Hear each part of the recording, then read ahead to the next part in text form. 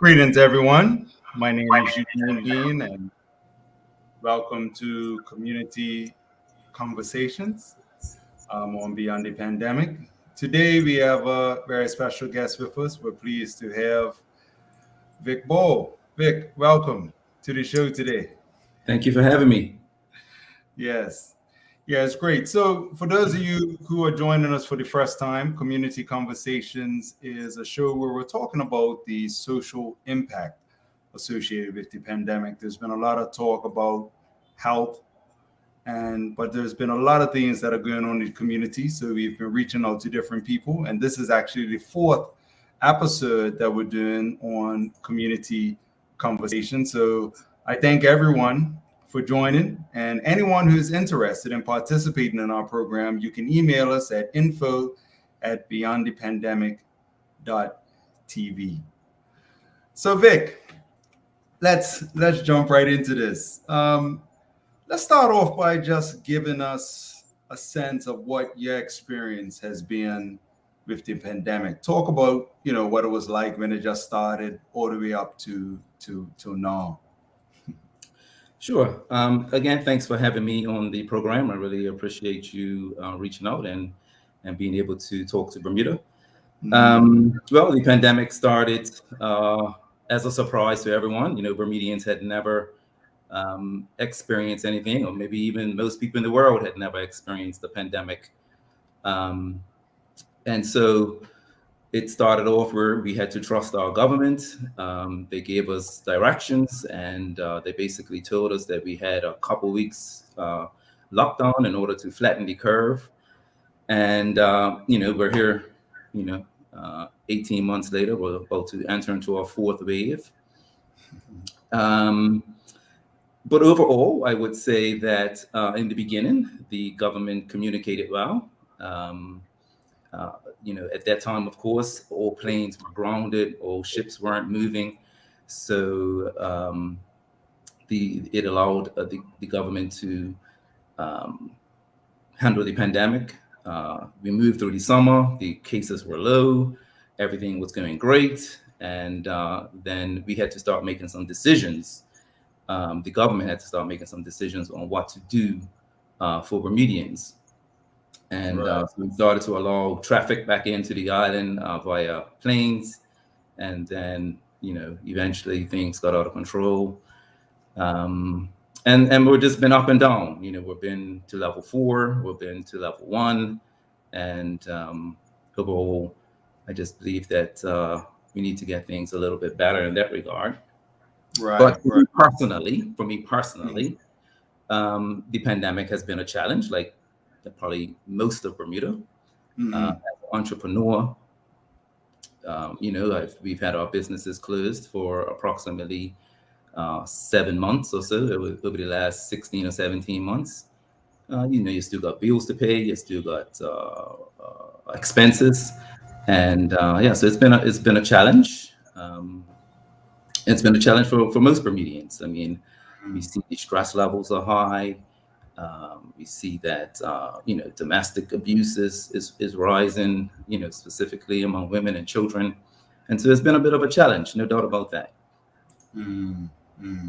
What would you say in particular have been like the impacts? I know you talked about your business, but just in terms of on you personally and your family, or even like persons in your immediate circles. What's kind of been the impact there? Would you say? Well, yeah, things have been tough. I mean, in some instances, some of my friends that are in international business, they're doing very well. The international business sector is doing very great. For other people that are in the taxi industry or in the tourism industry, things have not been so great. My business is more of a takeout restaurant. So when we are allowed to be open, then we do okay. In my home, we're, like I said, we're an entrepreneur family, and so things have been tough. But at the end of the day, we have to, as an entrepreneur, we have to find a way forward. We have to find a way to make it work. Right.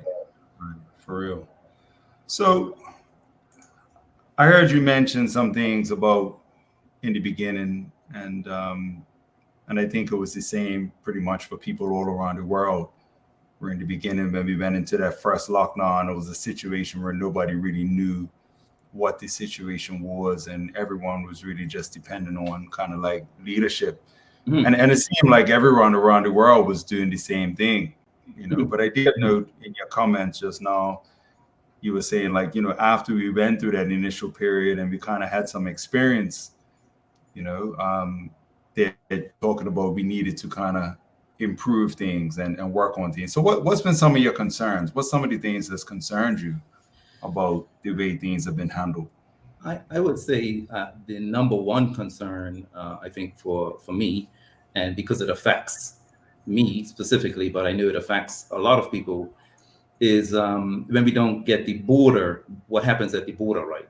If we're not stopping the virus at the border, then it's going to get in, it's going to continue to multiply until, you know, eventually we have shutdown one, shutdown two, shutdown three, and now it looks like, you know, we're heading toward another wave with over 200 positive cases at last check.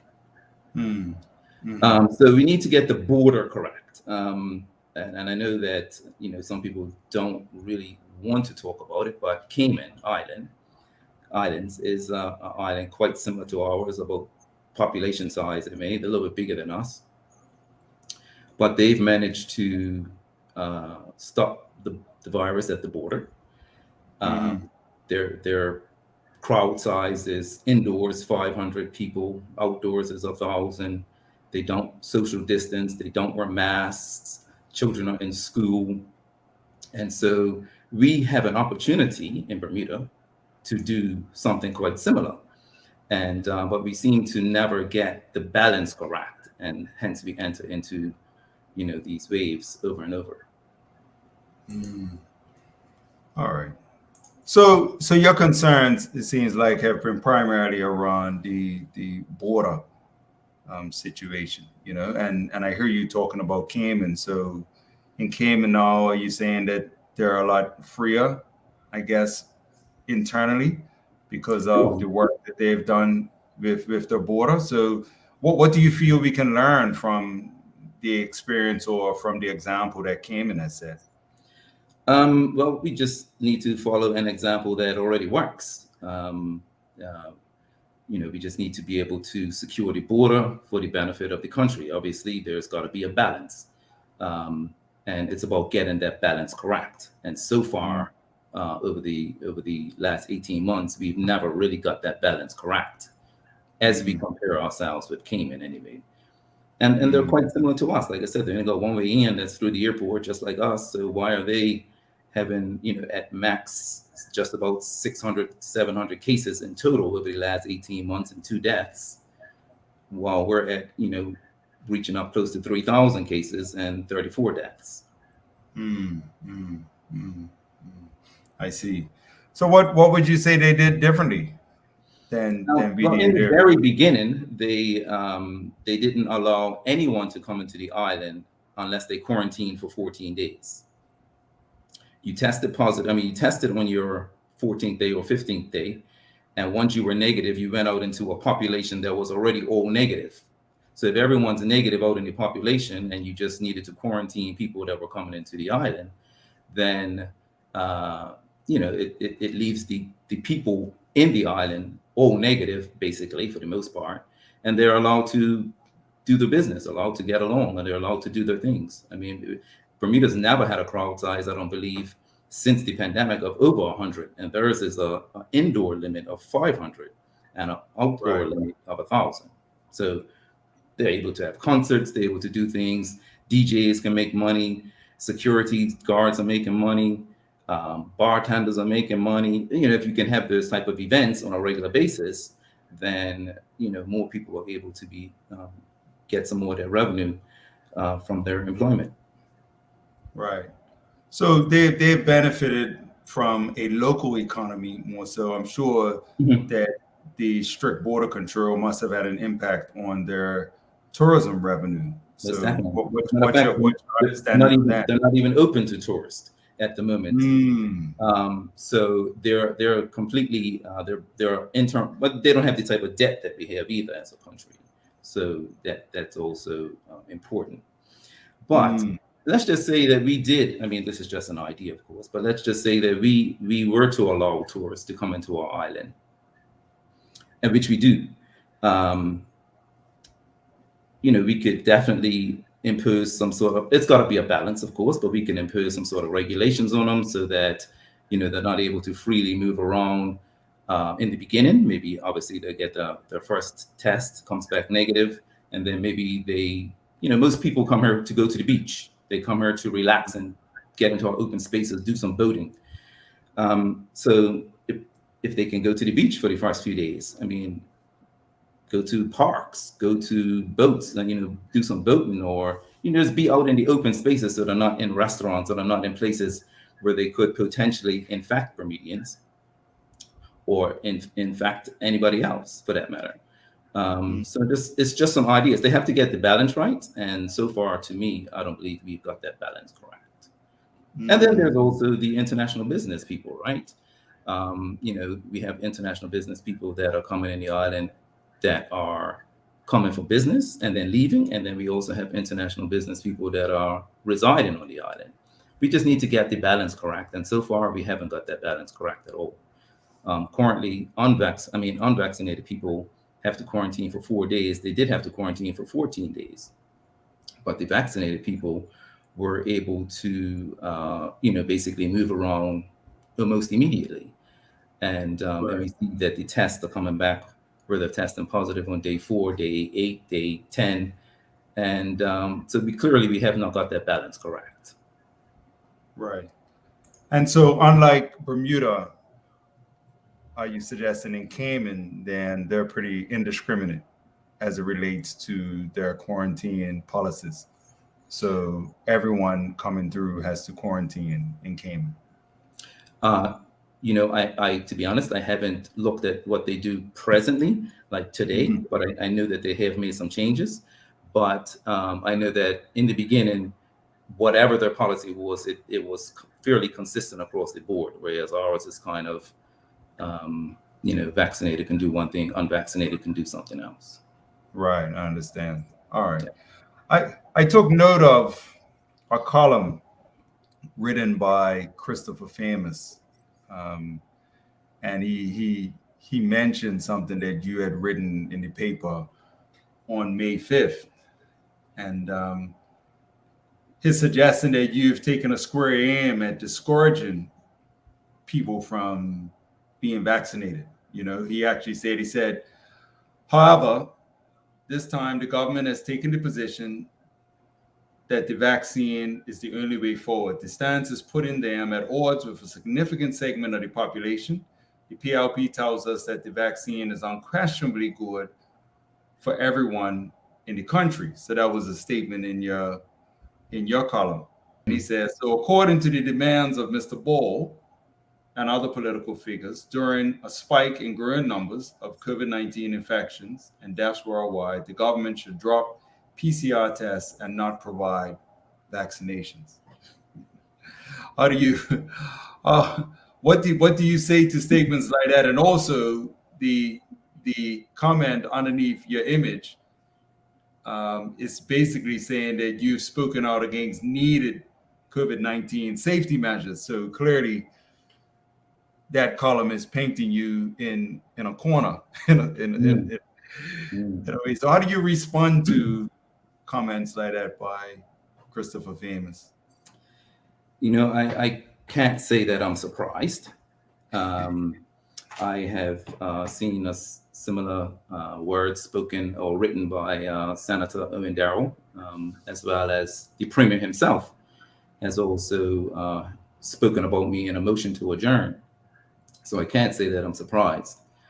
But what I will say is that if Mr. Famous can ever point or quote me where I've ever said that people should get vaccinated, or if he can ever provide a quote where I've ever said people should not get vaccinated, then he has a point.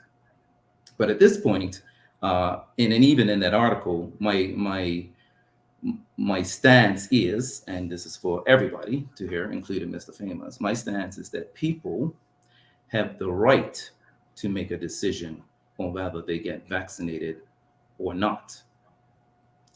And people should not be coerced, people should not be segregated, and people should not be discriminated against by that choice, whatever that choice is. And it's, I don't know, I feel it's a bit disrespectful for the government to name call people or to try and shame people for a position just because they don't go along, quote unquote, with the government's position. And it's just a disrespectful thing. You know, let's be frank. This is a life and death situation, right? If you don't take the vaccine, the government says that you can get sick and you can die. If you do take the vaccine, you know, people believe that you can get blood clots or etc., have a heart attack, whatever the case may be, and die. So it's the government's responsibility to persuade people to take the vaccine if that's their position. There's no need for the government to be labeling me or labeling you or labeling anybody else as quote unquote anti-vax, because I'm not. I am pro-choice, yes. I believe that people have the right to choose and then not be discriminated against. That's my stance, and that's my position on it. But you know, this is just another classic example of our leadership trying to divide people, trying to paint people in a corner, and it's a dangerous kind of leadership, to be honest. Well, I noticed that recently, or just earlier last month, that there was a statement made by the Prime Minister in Barbados, which was very interesting. Her statement was suggesting that while the government has a campaign to encourage persons to be vaccinated, and while the health and safety of, you know, Barbadians was critical, what was also critical to them was having a country where its people are unified. And as a result, her statement suggested that the government had decided, you know, that they would not seek to force anyone to go against their wishes. And rather than that, they would actually seek to understand what the concerns were of persons who did have resistance. That she recognized that the country was filled with a number of different types of people. People take different approaches to their health, just like people have different religions, people have different cultures. And in spite of those people all living in the same country, and in many cases being a part of the same family, they all found a way to get along. And her statement suggested that her government, her cabinet, would be focusing on making sure that regardless of what approach they took, that approach would prioritize ensuring that the country remained unified and that people were living in a country where they all were able to get along, you know. How do you feel about comments like that? And, you know, is that something that you've seen or heard from anyone else around the world or even locally? I actually listened to the Prime Minister, Ms. Motley, from Barbados, and when I heard it, I was like, wow, this is what I call leadership. This is what I call good leadership, strong leadership. She recognizes that people are going to have apprehensions, whether it be for religious reasons. You know, a lot of us remember the Tuskegee Project. A lot of us, you know, have seen news reports of what happens to people in some third world countries that have taken vaccine or whatever the case may be. And so people have some strong opinions on not taking the vaccine. There are also some people that, you know, they want to, you know, hug their granny. They want to be close to the grandpa. They want to make sure that their family is safe, and they have a strong opinion to take the vaccine. And the leadership, to me, good leadership, good governmental leadership would understand that, and good governmental leadership would understand that people do have distrust issues and people do have trust issues, and it's to bring them all along and to bring everybody together.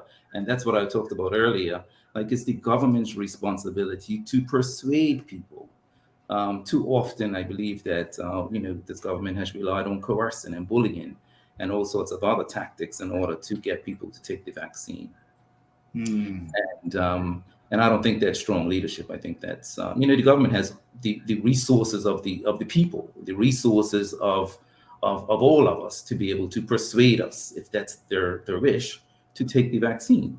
So use those resources, persuade us, persuade the people that are apprehensive. And that's the way how you do it, not through name calling or trying to shame people or calling people anti-vax, etc. Right. So I think I know where you're going with the thing about persuade, but even when I'm thinking about it, is even persuading strong language, because I've had a lot of conversations with medical professionals, and what they've explained is that even though they recognize that their patients rely on their insight and expertise for decision making, they actually focus on informing them, making sure that they're educated, they're knowledgeable, about whatever options that they're recommending, and whatever options are available. But I found from the vast majority of them is that they're in the practice of allowing their patients to make the decision on their own. So how do you feel about that? I mean, are governments really responsible for persuading people, or are they really responsible for making sure that people are informed enough to make a decision on their own? If it's the government's mandate to have people take the vaccine because they think that's the safest way, then that persuasion comes through information, right? That persuasion comes through educating people. That persuasion comes through encouraging people to talk to their doctor or whatever the case may be. So when I say persuade, I guess I'm talking like you, kind of having some education on the topic, the reasons why people are distrustful. Well, how can I help you to be more trustful, if that's what the government believes their mandate is in this particular instance? So I guess I see a marrying of the two, like persuasion and information, etc., are quite similar. Quite to the contrary, there are people that are like, you could never persuade me to take the vaccine because I believe that my body is healthy. I believe that my body was wonderfully made and wonderfully created, and that I can handle, quote unquote, getting COVID and I'll be okay. And I'll build up my natural immunity, and that's better than a vaccine immunity. So yeah, there's that balance that a government needs to strike. Yes, definitely with that. So, and just in reference to information, how do you feel about the information that the government has shared with the community? Has there been a genuine effort by the government and even the media to really make sure that people are informed? How do you feel about how that's going? Do you feel that you and your family have been given sufficient information by the government and the media to make an informed decision? I would say no to that. My family and I, we do a lot of our own research. Obviously, you got to choose credible people in order to look at. But even the CDC and others, their research as well. That's important, right? That's important to understand what it is that they're saying, what it is they said at the beginning, what it is that they're saying now, and how things are changing, and etc. And then, like I said, people need to make an informed decision. And whether they consult their doctor, whether they consult other people that are out in the community that are trying to educate in other ways, everyone needs to make a decision on their own. And then we, as if we were the government, we respect people's decisions. And that's my stance again. So I see a few comments coming here, thank you for your position, appreciating that, people talking about informed consent and things of that nature. But we also have a question here. I'm going to put this up on the screen now. Maybe government policies need to change for the better. Give there are medications that actually work. Ivermectin is one of them. Open the borders and let them know they have to take ivermectin or the equivalent to come here. This place will boom. So obviously, there's been a lot of conversation out in the community about things of this nature. Right. Many, even medical professionals I've heard stating around the world that it appears that we've just kind of like overlooked treatment and going straight into vaccination. You know, do you have any comments in regard to that question or statement made by the listener about ivermectin? Um, okay, so I understand that ivermectin is a something else that people can take in order to get rid of COVID very quickly.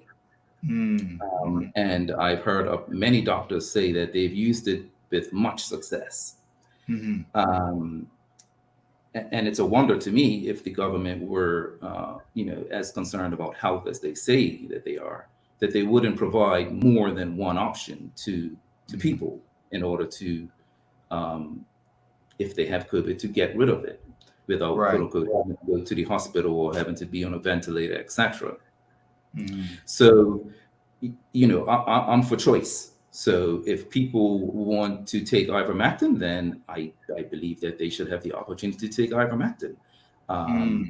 It's why has our government decided that it's only one option and it's vaccine only. It's nothing else. I mean, I very rarely hear them say change your diet, go get some exercise, go for a run.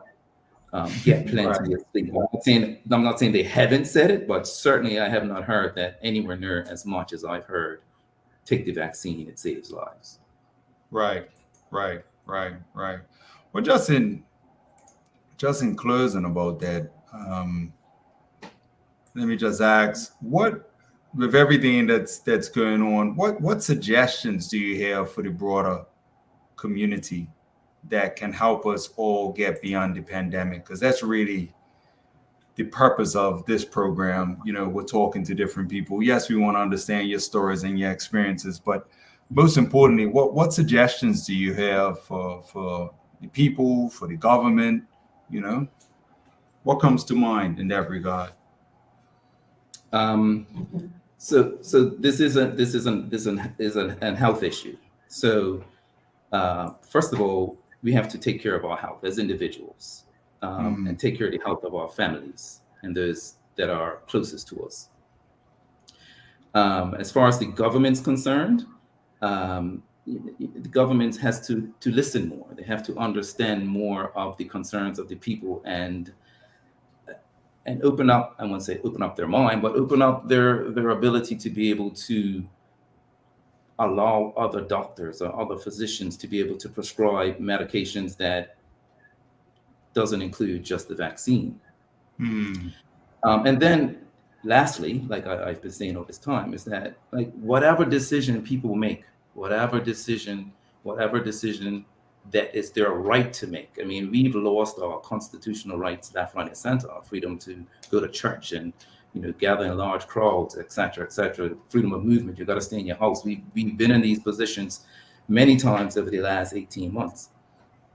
And for the government, I believe that they need to get it right. I mean, people are losing their jobs. People are stressed out. People can't pay their rent. People can't pay their mortgage. And, the government officials continue to collect their paycheck. Yeah, it's like they don't feel it. They don't know it. So, oh, well, we can keep getting it wrong. Like, what difference does it make? Like, we're okay. But what about, I mean, there have got to be thousands of Bermudians that are today severely impacted by COVID financially, emotionally, mentally, physically. Many more people than have died, many more people that have probably even been infected. But it doesn't seem to be any movement to be able to deal with that crisis. And that's a whole nother crisis. But there's nothing on that. All we hear is vaccines, vaccines, and vaccines. Right. All right. Well, that's really some good suggestions. Yeah, I recognize that many people are concerned about the narrow path, the lack of options that are on the table. You've brought on some strong points around, not only giving people options, but respecting the decisions that people make, Mhm. taking more time to listen, Mhm. to understand, Mhm. and all those things are critical. And it really had a huge impact on me when I heard the Prime Minister of Barbados. It was actually very refreshing. So Mhm. you made a comment about that, and you said that strong leadership because Mhm. you know what I've my understanding of the role of members of parliament is to represent their constituents, Mhm. and so that's what I hear from you. Is that there needs to be more listening, because if you're going to represent people, Mhm. then first there needs to be an understanding of those people. Mhm. And if there's going to be understanding, then that's going to require some level of respect. Right. you know And there are 30 members, or 29, including the premier of the government, and 6 of the opposition. But I mean, other than Jamal Simmons, Derek Burgess, maybe a couple others, like there has been no statement, no public statement from our MPs, and it's like, are you in? Are you talking to your constituents, or are you just representing your party? I think that people need to, one number, get in contact with their MPs and let them know what they think. Um, and then let's try to move the country forward. Right now we're stuck in divisive politics. I mean, even we have the BIU and the government at a bit of war now. I mean, like, when does it stop? We need to get our country moving. We need to get our country economically moving. And as long as we can't even get the border correct, then how do we even begin to start to fix the economy? I mean, nothing works without a strong economy, right? And that's been one of the criticisms that I've heard of the government, is that you know we've allowed our economy to limp along for so long. It's been mismanaged for so long that now that we are in a crisis, all sorts of things need to happen that would even put the PLP, at war with the birthplace, the BIU. So we definitely need to um, come together. We need to move our country forward, and the sooner we do that, the better, because it's not going to get any easier. Mm, yeah. All right. Well, Vic, thank you very much for joining us today. You've shared your concerns. You've given us some things to think about. You've also made some very good suggestions about what we need to do as a country to be able to move forward. We appreciate you coming on the show today. We hope that it encourages others to come out and tell their stories. And yes, Bermuda, it's very important for us to be able to tell our stories. It's very important for us to share, because it's easy to assume that people actually know what's going on, that people actually understand the things that we're feeling and experiencing presently. But in many instances, people really don't. And it's only when we're able to share our stories and talk about our experiences that it helps to open up people's eyes and helps others who are not experiencing what you're experiencing to actually understand your plight. And through that understanding, then we can become more aware of the impact this pandemic is having on our whole country. As Vic Ball said, there are social issues, there are economic issues that are really important that we really need to get to. And in order to get to them, we're going to need to work together more. We're going to need to have more understanding, more listening, more communication, and that unity is going to help to give us a lot more strength. So thank you again, Vic, for coming on Thank and you again sharing for with having us. me. Yeah. Yeah, thank you to everyone in the audience. I appreciate you guys coming on and supporting the program. And again, if anyone else is interested in joining us on the program, just send an email to info@beyondthepandemic.tv. So for now, I'll say good night to everyone, and we'll see you once again on the next episode. Peace and love. All right. Good night.